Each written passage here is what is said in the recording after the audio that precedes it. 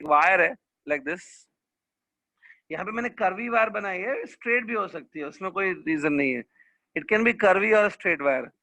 इस वायर में current flow हो रहा है लाइक दिस, ठीक है। सो करंट से आसपास मैग्नेटिक फील्ड बनती है। It was suggested by Oersted, current से मैग्नेटिक फील्ड बनती है।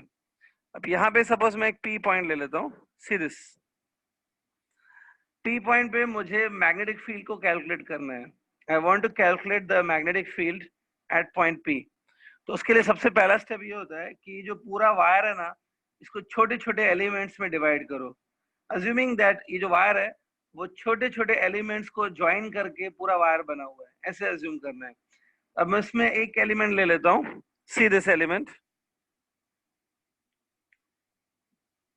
ये देखो, ये जो बॉक्स बनाया ना मैंने, ध्यान से देखो, इस बॉक्स के अंदर जितना वायर है दैट इज वन एलिमेंट। हाँ, अब भले ये जो पूरा वायर है वो कर्वी है, the entire wire is curvy, लेकिन इतना जो छोटा सा एलिमेंट मैंने लिया है वो एलिमेंट तो हम लोग स्ट्रेट मान सकते हैं। उस एलिमेंट का जो लेंथ है इट इज डीएल, याद करो। अब इस एलिमेंट में से जो करंट फ्लो हो रहा है, the current is running through this element. Current का जो डायरेक्शन है, जिस डायरेक्शन में करंट है वो डायरेक्शन हम लोग देते हैं। ये जो करंट का डायरेक्शन है ये है, देखो, डायरेक्शन ऑफ करंट।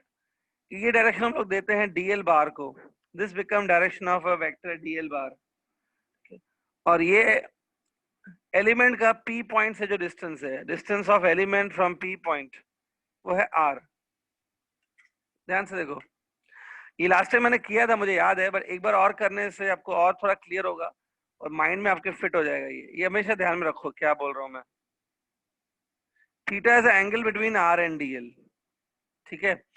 तो मैंने बताया था यहाँ पे अगर आपको मैग्नेटिक फील्ड कैलकुलेट करनी है, ठीक है, so that magnetic field is dB.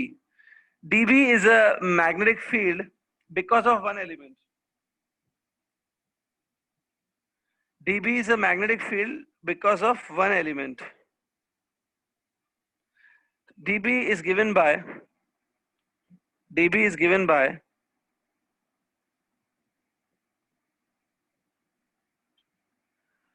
Aman Kumar बोल रहा है कि वीडियो पॉज हो गया है, स्क्रीन ब्लर हो रही है, ऐसा कुछ है क्या students? No no no sir. No sir. नहीं ना, ठीक है। अमन कुमार, आप हिंदी में पूछो, बाद में इंग्लिश में पूछा है कि मैं दोनों में मेरा एक ही आंसर आएगा। आप दो दो बार सेम क्वेश्चन मत पूछो, आपकी तरफ से कुछ प्रॉब्लम होगा। चेक योर कनेक्शन वंस, ठीक है। हाँ, सो dB जो होता है it is given by mu 0/4 pi, last time बताया था मैंने। Then it is I is a current in the loop, I is a current in the element, dl is the length of element into sin theta, theta भी matter करता है, divided by R square. ये student मुझे याद है last time बताया था, this is a magnitude of the magnetic field. dB simple है, dB जो है ना, it's a magnetic field because of the one element. ये एक एलिमेंट की वजह से जो मैग्नेटिक फील्ड है वो है ये। बायट सेवर्ट लॉ आपको एक एलिमेंट ने कितना कंट्रीब्यूट किया वो मैग्नेटिक फील्ड पता है। इसको इंटीग्रेट करके you will get a total magnetic field. Integrate मतलब सारे एलिमेंट्स को लेकर कंसीडर करके हमें टोटल फील्ड मिलेगी। सो आई होप स्टूडेंट यहाँ तक हुआ है लास्ट टाइम, राइट? यहाँ तक हो गया है। इसके आगे मैं आज जाता हूँ students. Today I will tell you applications of Biot Savart's law. Biot Savart's law के एप्लीकेशंस, इसमें आप सीखोगे कि बायट सेवर्ट लॉ रियली में कैसे अप्लाई करेंगे और कैसे न्यू फॉर्मूलाज हम लोग बनाएंगे, मतलब how will calculate magnetic field. Applications of Biot Savart's law, ठीक है। मैं पहला एप्लीकेशन से चालू करता हूँ। सी, पहला एप्लीकेशन ये है that Biot Savart law can be used to calculate magnetic field, that is B bar, which is produced by infinite long wire. Suppose हमें ये करना है to calculate B produced by infinite long wire. Infinite wire का भी find कर सकते हैं, finite wire का भी फाइंड कर सकते हैं। चलो पहले finite ले लेते हैं, then we'll take infinite. ये एप्लीकेशन है। इसका क्या मतलब है, सपोज हमारे पास एक फाइनाइट वायर है, फाइनाइट वायर है, ऑब्वियसली उस वायर में करंट होगा, तो करंट कैरिंग फाइनाइट वायर है मेरे पास, उस फाइनाइट वायर की वजह से जो मैग्नेटिक फील्ड बनेगा वो मुझे कैलकुलेट करना है, तो वो हम लोग बायोट सेवर्ट लॉ से कर सकते हैं। ठीक है, so this is the first application. अब मैं ये एक्सप्लेन कर देता हूँ। Look at this diagram.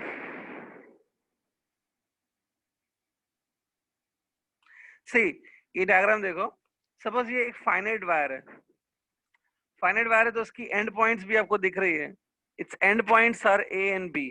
ध्यान से देखो, इसकी एंड पॉइंट्स ए और बी है। In this wire current is there.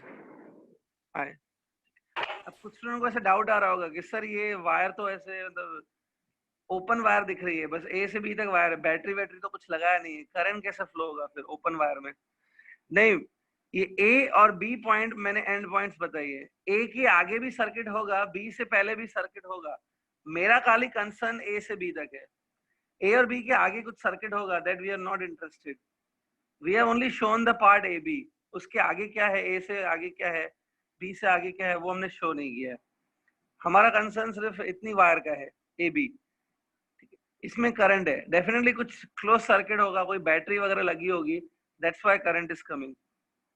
वो हमारा कंसर्न ही नहीं है ना, we have to take a finite part of the wire, that is A B. इसमें करंट है देखो आई। सो इससे क्या होगा, आसपास मैग्नेटिक फील्ड जनरेट होगा, this finite portion will create a magnetic field around itself. तो यहाँ पे देखो एक पी पॉइंट है, look at this P point. अभी जो पी पॉइंट है इसका डिस्टेंस फ्रॉम द सेंटर, इसका जो डिस्टेंस है फ्रॉम द सेंटर, ये डिस्टेंस चलो मैं लिख देता हूं आर, कैपिटल आर लिख देते हैं। Capital R is a direct distance from P point two the wire, it's a perpendicular distance. ठीक है, ठीक है। अब एक काम करते हैं, ध्यान से देखो, ये पी पॉइंट है, इसको मैं एंड पॉइंट से ज्वाइन कर लेता हूं लाइक दिस।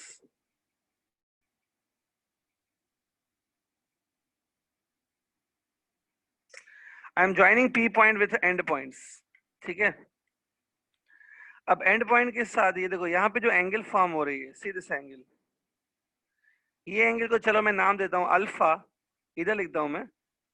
ठीक है, यहाँ पे लिखा है लेकिन ये अल्फा है, and this angle that you can see, ये एंगल को मैं नाम देता हूँ बीटा, अल्फा बीटा। ठीक है, समझाता हूँ मैं ये आपको क्या है, बट अल्फा बीटा एंगल दोनों कांस्टेंट रहेंगी। देखो ये जो एंड पॉइंट्स हैं, अभी मैं एंड पॉइंट्स को तो चेंज नहीं करूंगा, this end points will be here only, सिर्फ end points are fixed, alpha beta angle भी फिक्स्ड बनेगी पी पॉइंट पर। ठीक है, सो पहले आप क्या करो स्टूडेंट, यहां तक ड्रॉ कर लो पहले, then I will draw further. यहां तक ड्रॉ करो पहले। ठीक है,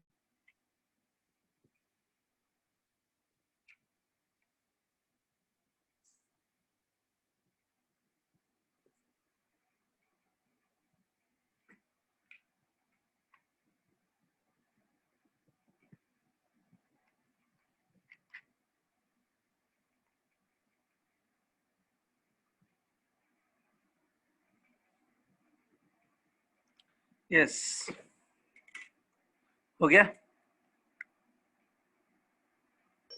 हाँ ठीक है, नाउ लिसन स्टूडेंट, अब बायोट सेवर्ट लॉ हमें लगाना है, इसमें बायोट सेवर्ट लॉ लगा के we want to calculate the magnetic field, उसका फॉर्मूला कैलकुलेट करना है बी का। तो सबसे पहला स्टेप क्या होता है बायोट सेवर्ट लॉ में, अज्यूम ये जो पूरा वायर है ना वो छोटे छोटे एलिमेंट्स में डिवाइडेड है। मैं आपको एक एलिमेंट यहाँ पे दिखाता हूँ, सी दिस,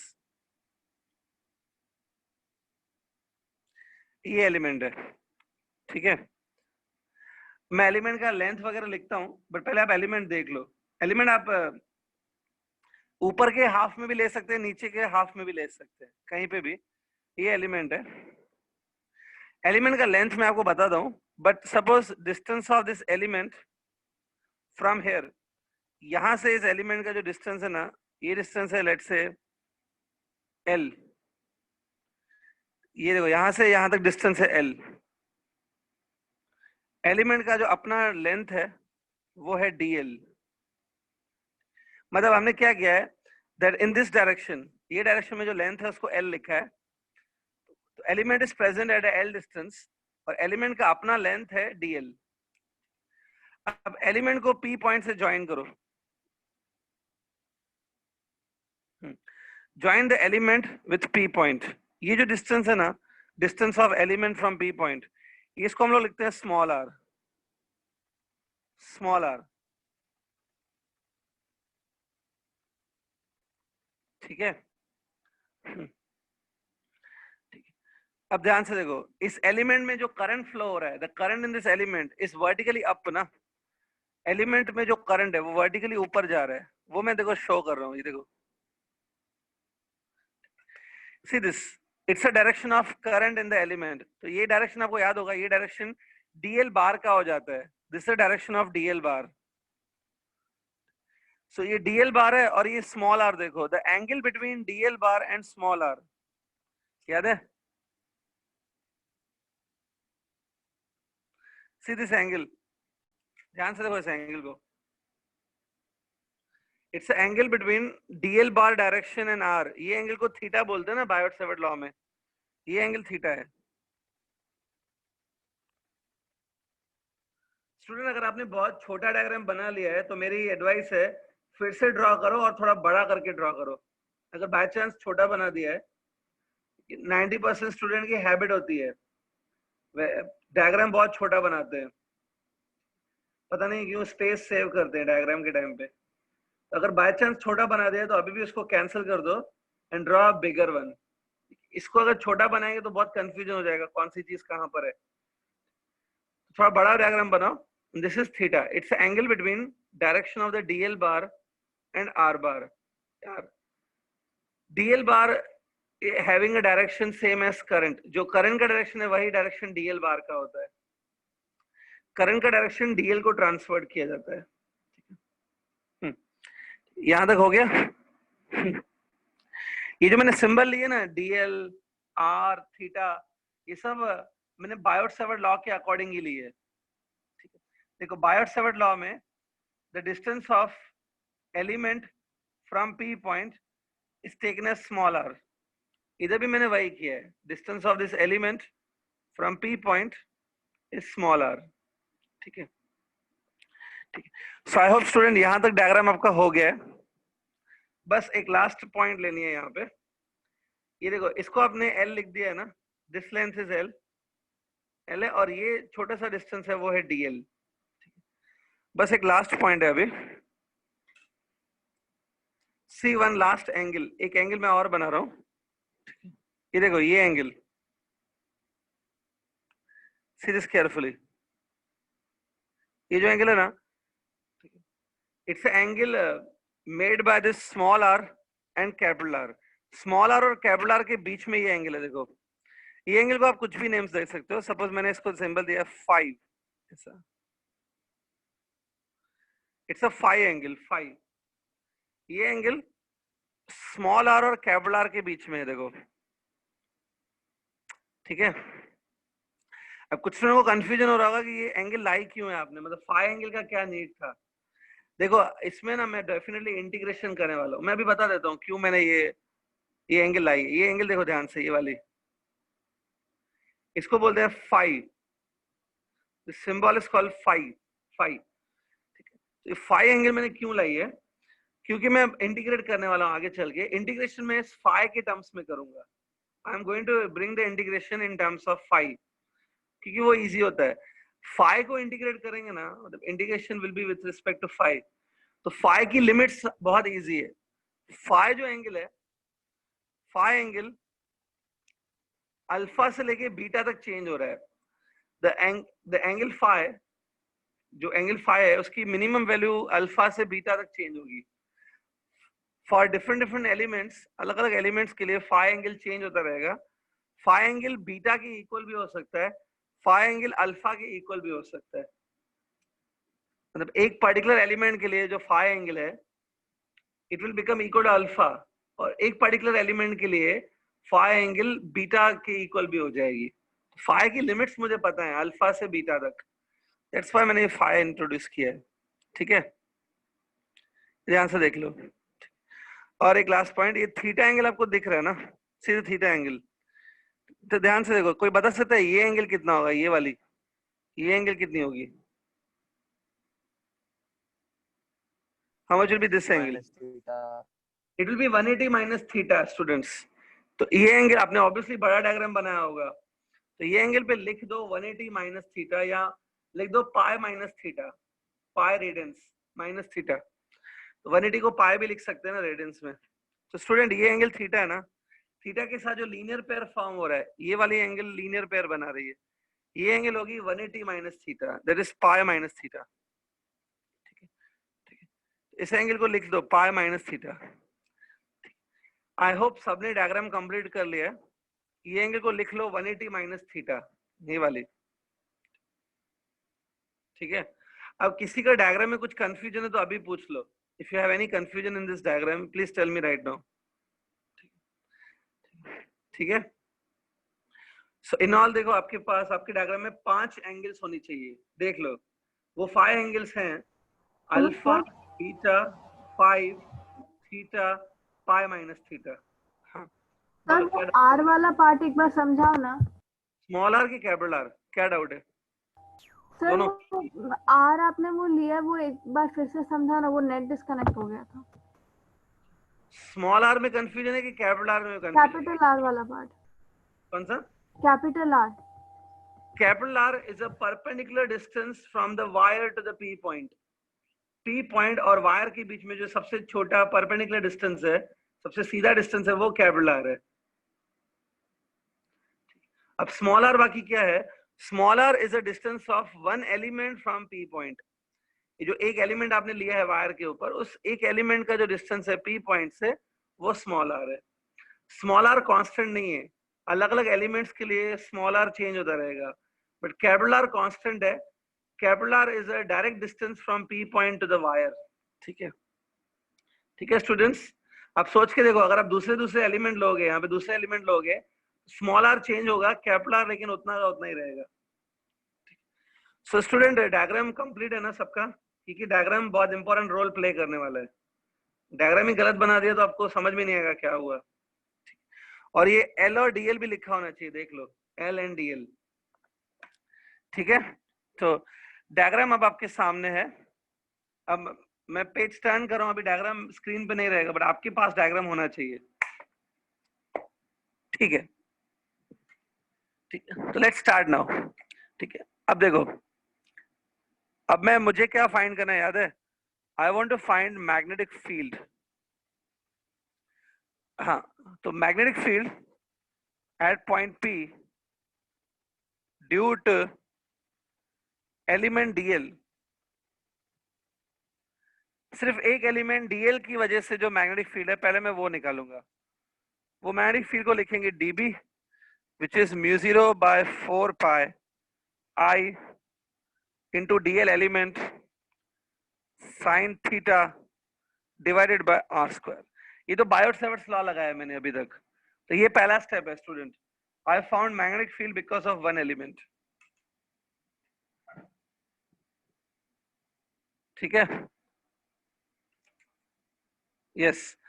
अब स्टूडेंट ध्यान से सुनना, मैं करने क्या वाला हूं मैं बता देता हूं। मैं जो भी यहाँ पे टर्म्स हैं, देखो यहाँ पे मैं अभी करने क्या वाला हूँ पहले समझा देता हूँ मैं। म्यू 0/4 पाई और ये जो I है वो तो कांस्टेंट्स है, mu 0/4 pi and I R constant. लेकिन ये जो डीएल है, साइन थीटा है और ये स्मॉल r है, ये कांस्टेंट्स नहीं है, दे आर वेरिएबल्स। इनको मैं चेंज करके कैपिटल R और फाई के टर्म्स में लाना चाहता हूँ। I want to change all of them and I want to bring capital R and phi।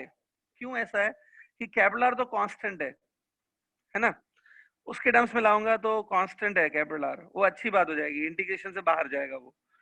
Capital R के टर्म्स में लाऊंगा क्योंकि वो कांस्टेंट है, और फाई के टर्म्स में मैं इसलिए लाऊंगा क्योंकि मुझे फाई की लिमिट्स पता है। फाई एंगल अल्फा से बीटा तक वेरी करेगा, इसलिए मैं हर एक टर्म को R और फाई के टर्म्स में लाऊंगा। ठीक है, आपके टेक्स्ट बुक ने भी ये सब किया है, लेकिन उसने इंटेंशन नहीं पता है आपको कि क्यों कर रहे हैं, तो नहीं समझ में आएगा। मैंने इंटेंशन बता दिया, हमारा ये है, I want to bring everybody in terms of R and phi. चलिए पहले डीएल से स्टार्ट करते हैं। Let's start with DL. क्या करना है देखो स्टूडेंट, सबसे पहले आपके पास डायग्राम है ना, डायग्राम में tan phi अप्लाई करो, tan of phi एंगल। ठीक है, बताओ क्या है tan of phi एंगल, बताओ आप लोग बताओ।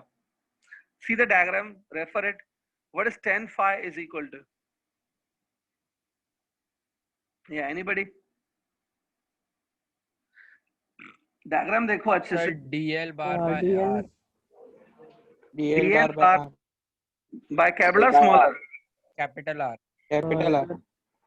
हाँ, sir DL upon capital R, ठीक रॉन्ग है।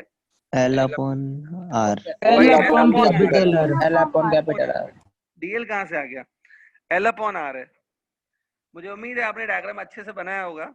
ये देख लो, फाई जो एंगल है इसका जो ऑपोजिट साइड है वो L है, DL कहाँ से हो गया?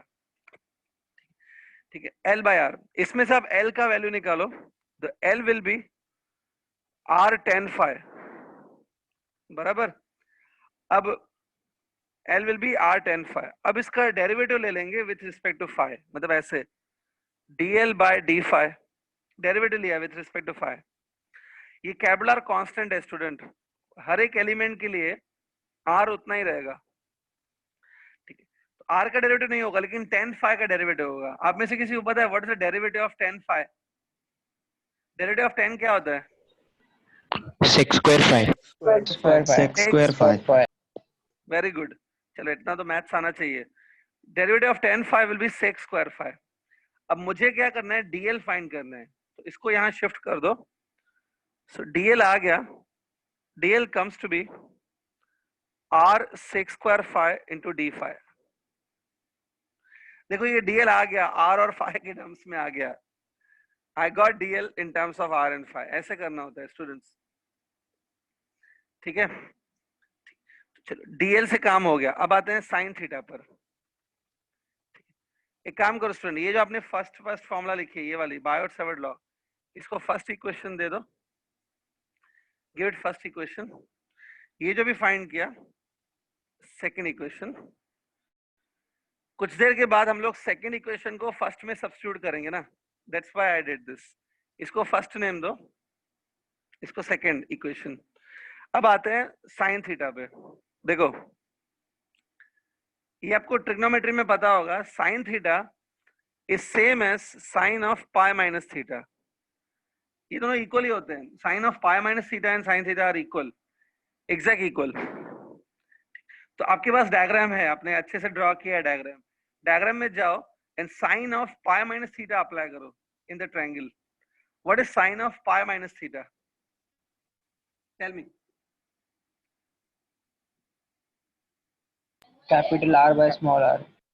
It will be capital R upon small r, ठीक है। yes it is। Sine theta की वैल्यू है capital R upon small r।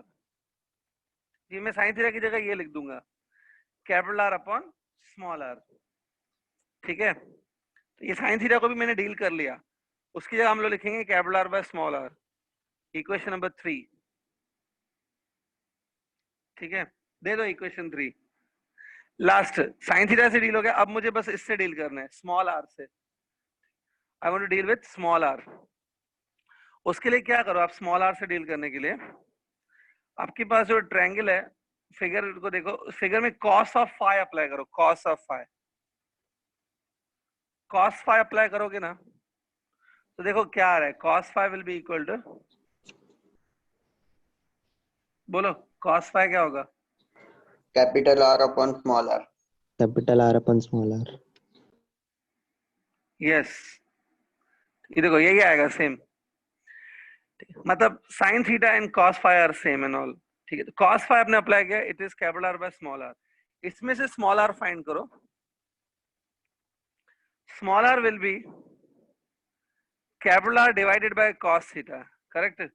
Sorry, small r will be capital R divided by cos phi.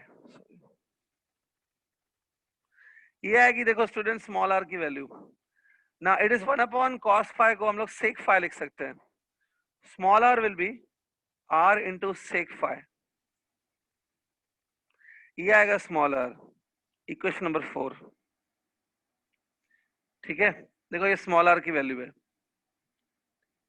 अब मैं एक काम आपके ऊपर छोड़ता हूं, इक्वेशन 2, 3 और 4 जो है इसको आप सब्स्टिट्यूट करो इक्वेशन 1 में।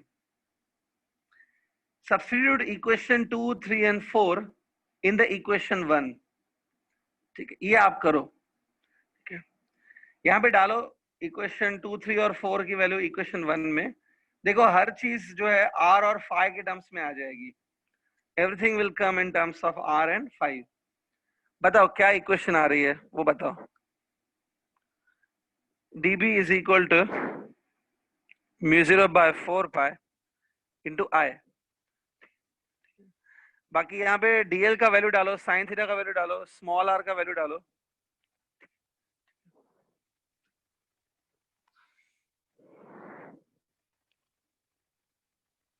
जो कैंसलेशन हो रहे हैं वो सब करो। And can you tell me what is the final expression coming? Take your time and do it.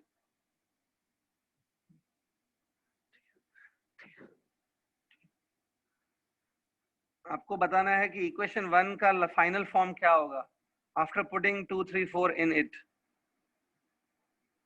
सब कुछ r और phi के टर्म्स में आएगा।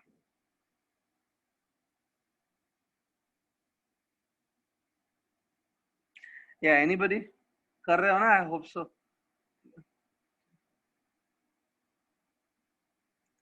इक्वेशन 2, 3, 4 आपके सामने स्क्रीन पर है, अगर नहीं लिखा है तो लिख लो equation 2, 3 and 4।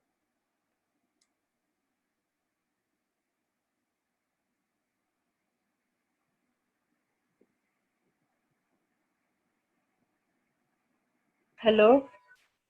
Yes tell me after substituting क्या आ रहा है answer? Mu naught upon 4 pi into I capital R sec phi into D phi upon R. अब एक मिनट, μ0/4 pi I आपने बोला, वो मैंने लिखा है देखो। उसके बाद capital R is in numerator और denominator? Numerator. Capital R numerator में है, ठीक है। उसके बाद कैपिटल R के बाद क्या बोला? Sec phi. ये हाँ into d pi phi. What's your name? नाम क्या आपका? हेलो, जिस स्टूडेंट ने आंसर दिया, दैट गर्ल, नाम क्या आपका? अरे जिस स्टूडेंट ने आंसर दिया, what is her name? Hello. हाँ, नाम क्या आपका? स्ट्रेंज, माइक काम नहीं कर रहा है क्या? ठीक है, an anonymous girl gave the answer this one. बाकी स्टूडेंट चेक करो ये राइट है कि रॉन्ग है।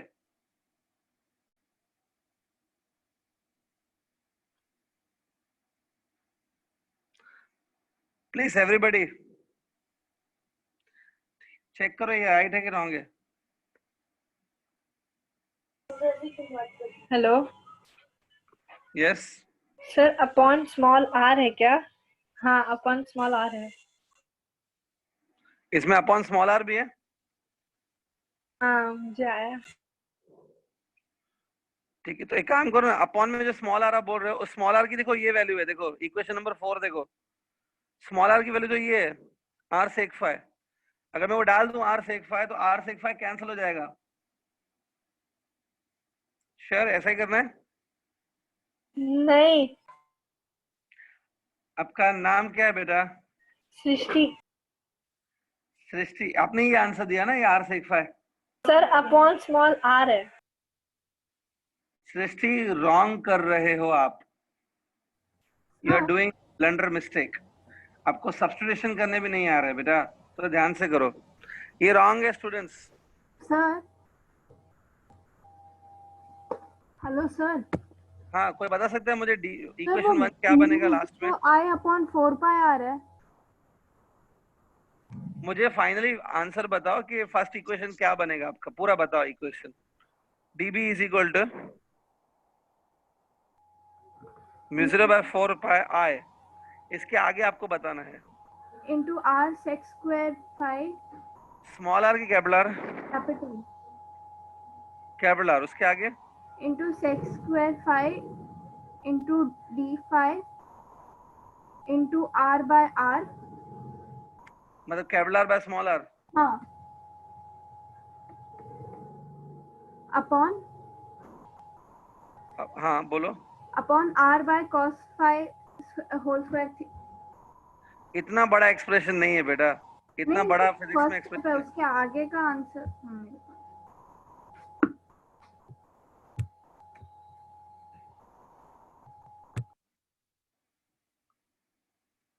आई एम सरप्राइज्ड, आपका किसी का आंसर नहीं आ रहा है ये।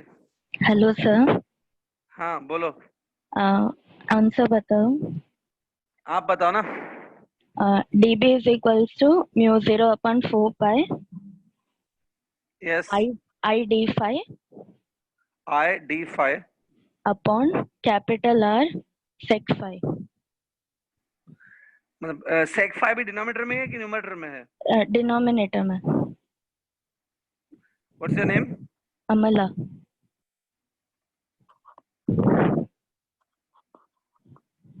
स्टूडेंट अमला ने ये आंसर दिया है, b0 by 4 pi I by r 1 upon sec phi d phi. It's the answer given by Amala and it is very much correct. ये करेक्ट आंसर है स्टूडेंट्स, ये आंसर करेक्ट है। फाइनली यही आने वाला है, जहां जहां आपको स्मॉल आर मिल रहा है उसकी जगह आपको स्मॉल आर की वैल्यू डालनी है फ्रॉम इक्वेशन नंबर 4। थोड़ा सॉल्व करो, एट द एंड आपको यही मिलेगा।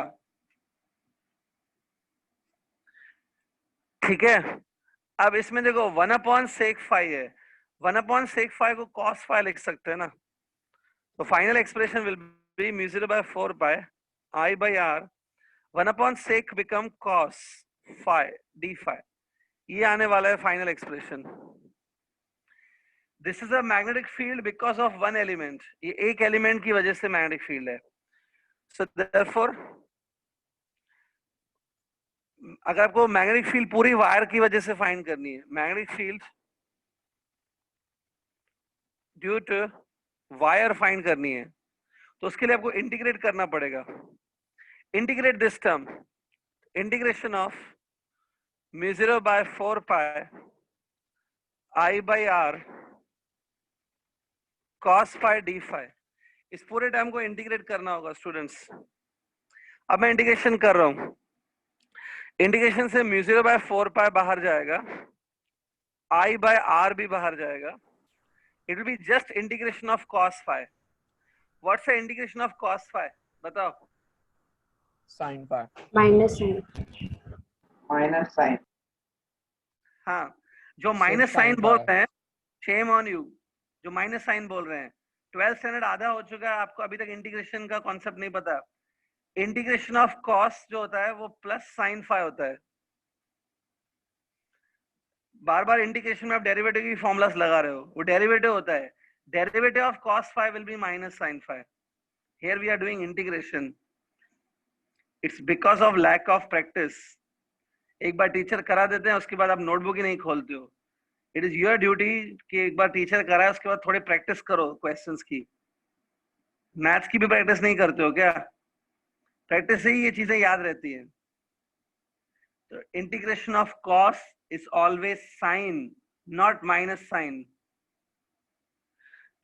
ठीक है, कोई बड़ी बात नहीं है, मुझे पता है, लेकिन इससे पता चलता है कि आपने कितनी प्रैक्टिस की है मैथमेटिकल फॉर्मूलाज और मैथमेटिकल प्रॉब्लम्स की। ठीक है, तो integration of cos phi sine phi होता है। ठीक है, जरा सी मिस्टेक है, खाली माइनस साइन की आपने मिस्टेक की, लेकिन आपको भी पता है फिजिक्स में आप ये मिस्टेक करोगे ना, आपकी फाइनल फॉर्मूला रॉन्ग आने वाली है। फिर याद रखो, integration of cos phi will be sine phi. अब देखो बाकी स्टूडेंट लिमिट्स डालना बाकी है। यहाँ पे आपने देखो फाई को इंटीग्रेट किया है, फाई को, तो लिमिट्स भी फाई के हिसाब से आएंगी। ध्यान से सुनना। अब अपने डायग्राम में जाओ, फाई की लिमिट्स मैंने आपको पहले बताया था कि जो फाई है वो अल्फा से लेके बीटा तक चेंज होगा। सो एक ऑब्वियस है, फाई की जो लिमिट्स हैं it is from alpha to beta, लेकिन हम लोग लिखेंगे माइनस अल्फा टू बीटा। ये देखो, limits are minus alpha to beta. Reason उसका सिंपल है, जब आप नीचे की तरफ जाओगे, मतलब अल्फा की तरफ जाओगे, अल्फा ऑपोजिट डायरेक्शन में एंगल है अब compare to beta. Beta clockwise angle है तो अल्फा एंटी क्लॉकवाइज एंगल है, माइनस लिया जाता है उसकी वजह से। मतलब ये जो एंगल है और ये जो एंगल है both are opposite to each other. तो अगर आप ये एंगल को पॉजिटिव ले रहे हो तो ये एंगल को नेगेटिव लेना चाहिए। सो माइनस अल्फा से बीटा तक चेंज होगा, ठीक, नीचे वाले एंगल्स को नेगेटिव लेंगे।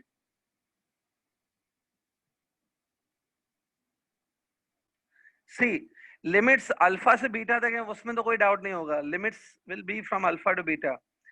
अल्फा नीचे की तरफ बन रहा है, बीटा ऊपर की तरफ बन रहा है। नीचे वाले साइड जो है ना, नीचे की तरफ आप जब जाओगे ना हर चीज ऑपोजिट हो जाएगी। देखो हेलो सर। हाँ मैं वापस एक्सप्लेन कर रहा हूँ लिमिट्स को, वेट। ये देखो स्टूडेंट, आपने जो डायग्राम बनाया था उसमें ये फाई एंगल था, ये आपने एल लिया था, ये डीएल लिया था, याद है? ऐसा कुछ किया था। अगर सोचो अगर आप एलिमेंट नीचे लोगे, if you take element here, ये देखो एल भी ऑपोजिट डायरेक्शन में बनेगा, ये डीएल होगा and this will be phi angle. Mathematics में क्या होता है, ये एंगल जो है और ये जो एंगल है ऑपोजिट सेंस में है। Let's say it is clockwise angle, तो ये एंटी क्लॉकवाइज एंगल है नीचे की तरफ। तो ऐसा रहता है कि ऊपर वाले एंगल को अगर आप पॉजिटिव ले रहे हो तो फिर आपका नीचे वाले एंगल को नेगेटिव माना जाएगा। It's opposite to that. जैसे एक बात बताओ, ओरिजिन से ऊपर आप पॉजिटिव आई कोऑर्डिनेट लेते हो तो ओरिजिन से नीचे क्यों नेगेटिव ले लेते हो? क्योंकि डायरेक्शन ऑपोजिट है। वैसे ही अगर ऊपर वाले एंगल को पॉजिटिव ले रहे हो तो नीचे वाले एंगल, सेम एंगल आप नीचे फॉर्म करोगे तो उसको नेगेटिव लिया जाता है, ठीक है। सो जो ये ओरिजिन के ऊपर एंगल है और ये ओरिजिन से नीचे वाली एंगल है, तो ऊपर वाली पॉजिटिव है तो नीचे वाली नेगेटिव लेनी पड़ती है लिमिट्स के टाइम पे। तो बीटा और माइनस अल्फा आएगा लिमिट्स। जब आप लिमिट्स डालोगे तो हो जाएगा साइन बीटा, मैंने अपर लिमिट डाल दिया, minus sine, then sine of minus alpha.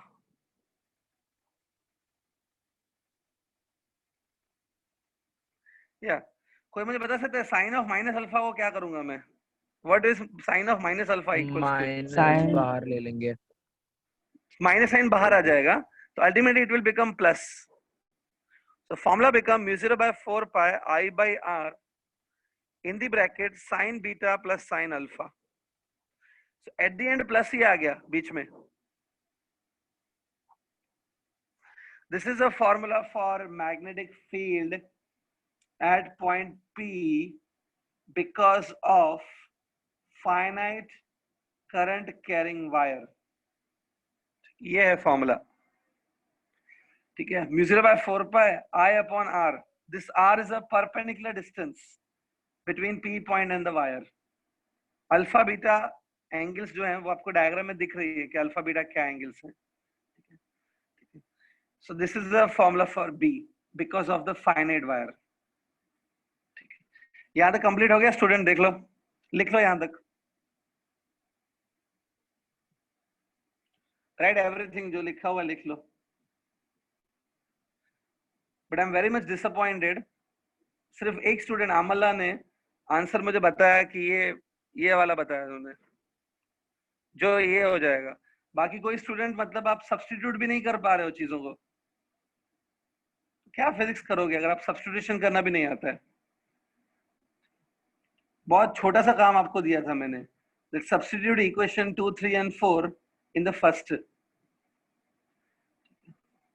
Substitute क्यों कर रहा है वो भी समझा दिया था।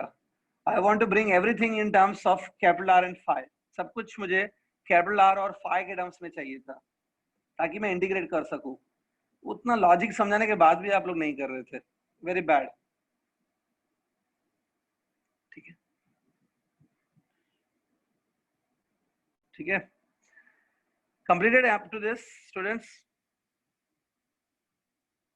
सर एक मिनट। हाँ लिख लो।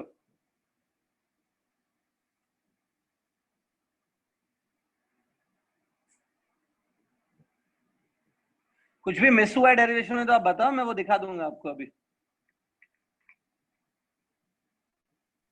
सर प्लीज वो प्रीवियस पेज दिखा सकते हो? प्रीवियस क्या? पेज, पिछला हाँ हाँ पेज।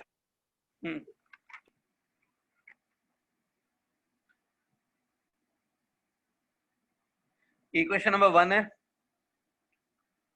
ये, 2 3 4।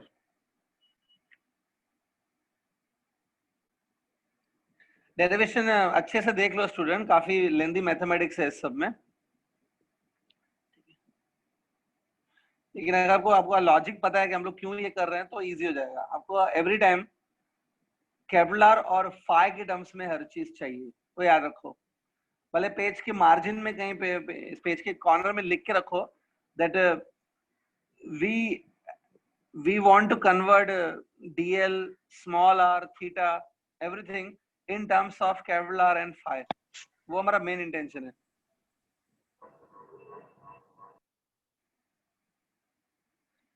देखो इक्वेशन 2 3 और 4 को ध्यान से देखो, मैंने हर चीज जो है वो कैपिटल R और phi के टर्म्स में निकाली है।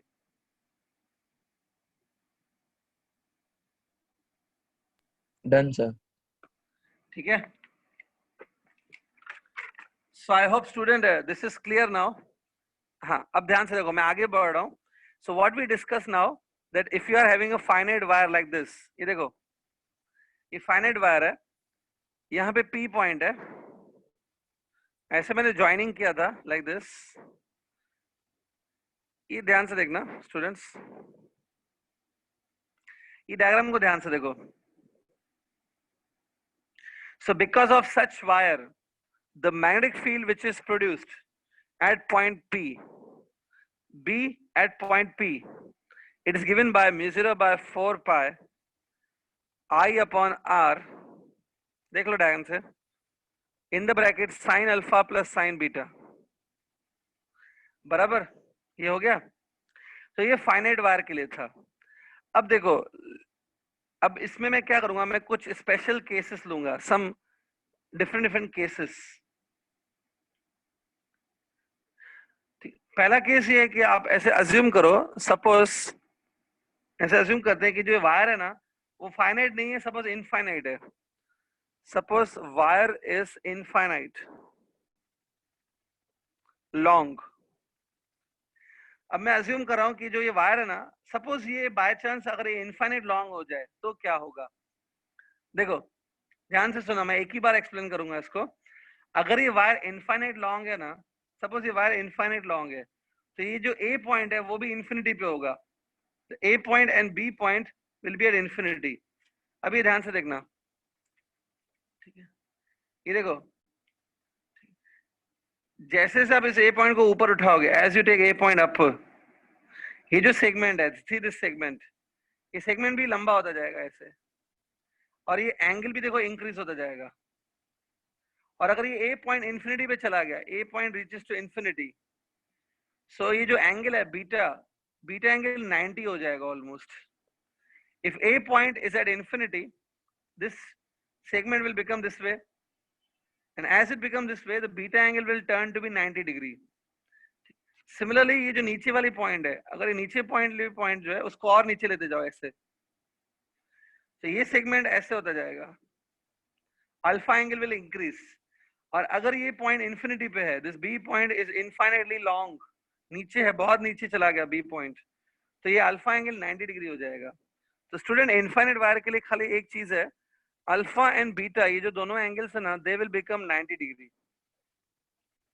If alpha beta angle become 90 degree, that means the wire is infinite. ये समझ में आया चीज? इनफाइनाइट वायर के लिए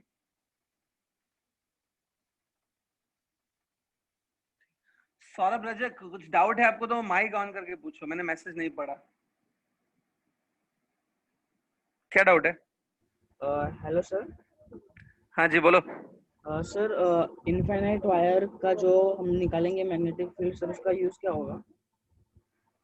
ठीक है अच्छा, सबसे पहले तो देखो क्या होता है कि हर चीज का यूज ढूंढना नहीं चाहिए, मतलब ऐसा नहीं है कि यूज नहीं है, मैं यूज बताता हूँ आपको, लेकिन हर चीज का यूज ऐसा मतलब इमीडिएटली अभी आपको वो यूज हो जाएगी ऐसा नहीं होता है।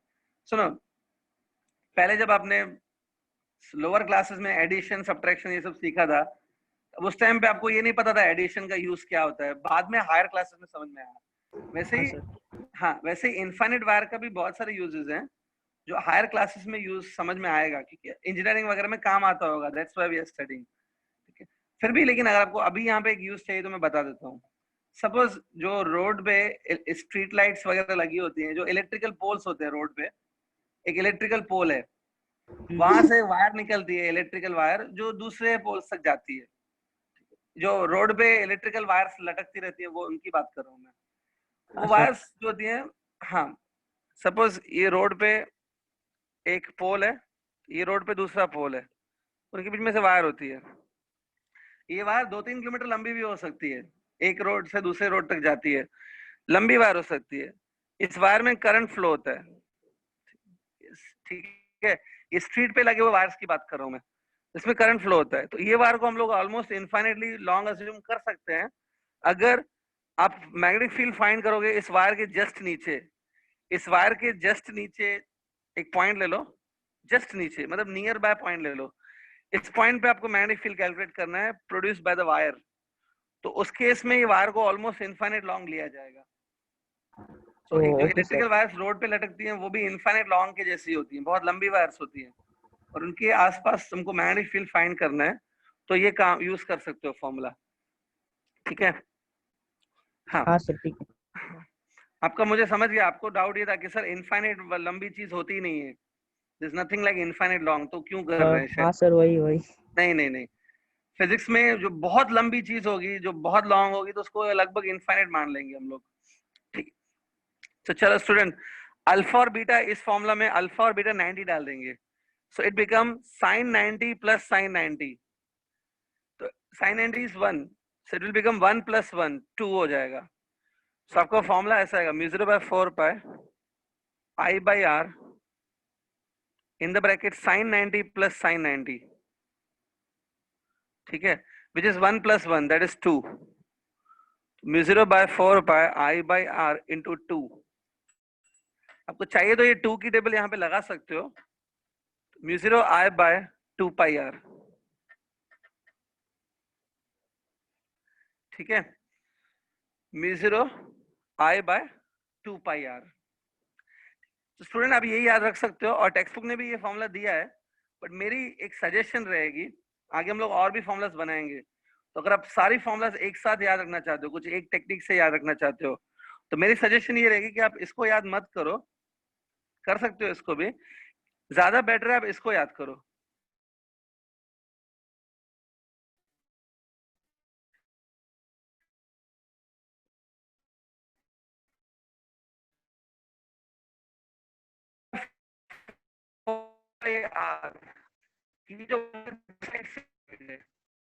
अगर ये दोनों साइड से तो यहाँ पे 2 आएगा, 2 मतलब इट इज फ्रॉम साइड 5, दोनों साइड। सर वॉइस ब्रेक हो रहा है,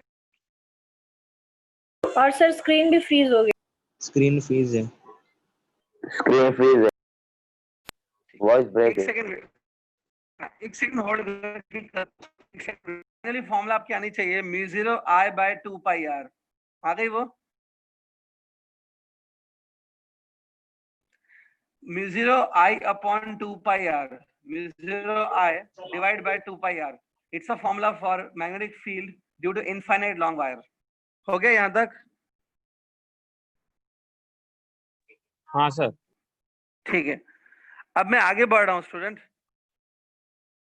हम लोग इनफाइनाइट वायर कर लिया, अभी सेकंड आप स्पेशल केस ले लो, सेकंड केस लो, लिखो ऐसे केस 2, केस 2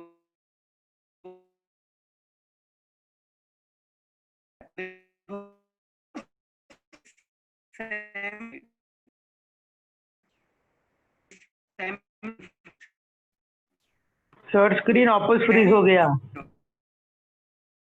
आपका आवाज भी सर सारा आवाज ब्रेक आपको? हो रहा है। अच्छा एक मिनट वेट करो, कुछ इंटरनेट प्रॉब्लम हुआ है।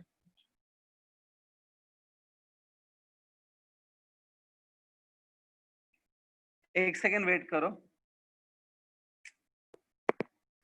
तब तक एक काम करो स्टूडेंट, जितना मैंने आज करा है वो थोड़ा एक मिनट देख लो, सी द फॉर्मूलाज एवरीबॉडी, मैं ठीक करके आता हूँ वापस।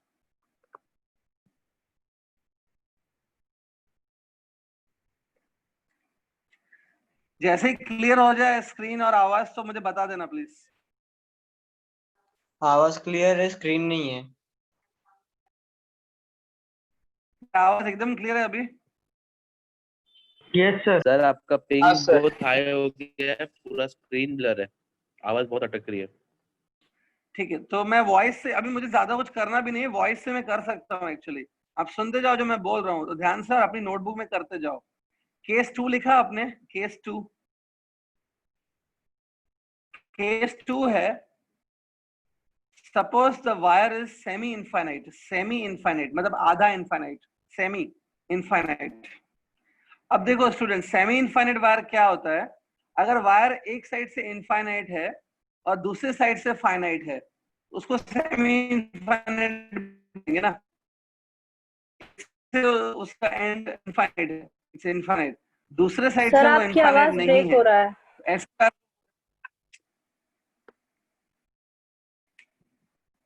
ठीक है स्टूडेंट, आप एक काम करो, जस्ट रिवाइज द पॉइंट। मैं एक बार ठीक करके आता हूँ, नेट को ठीक करता हूँ मैं। आप एक बार तब तक रिवाइज करो अपना।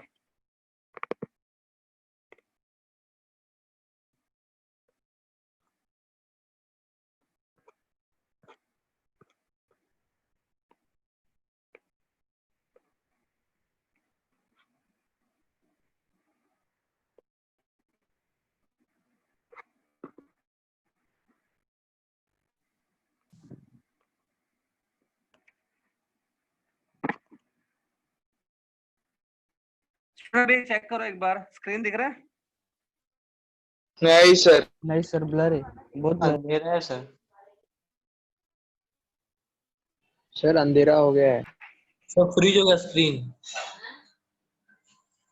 ठीक है, तो फिर काम करो भाई, अभी जस्ट लास्ट 2-3 मिनट ही है, मैं अभी 2-3 मिनट पहले आज लेक्चर स्टॉप कर देता हूँ।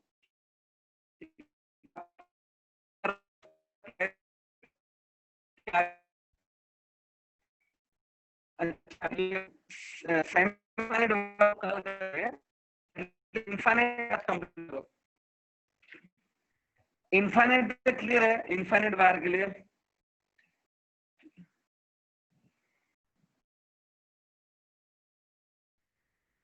इनफाइनाइट वायर के लिए फॉर 90 डिग्री डालने थे, तो final formula will be μ0 I upon 2 pi r।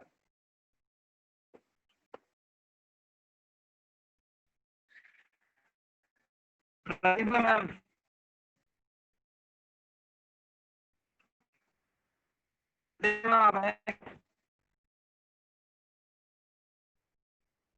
Hello Pratibha ma'am. हाँ हाँ बोलो। सर बुला रहे। मैडम हाँ नहीं आवाज नहीं आ रही थी क्लियर। स्क्रीन आ रहा है? स्क्रीन दिख रहा है आपको? सर दिख तो रहा है बट फ्रीज जैसा लग रहा है, कुछ ऐसा मूवमेंट नहीं हो रहा है। स्क्रीन पूरा फ्रीज हो गया है सर। मैम मैंने अभी फ्रीज मैम मैंने ट्राई किया, काफी ठीक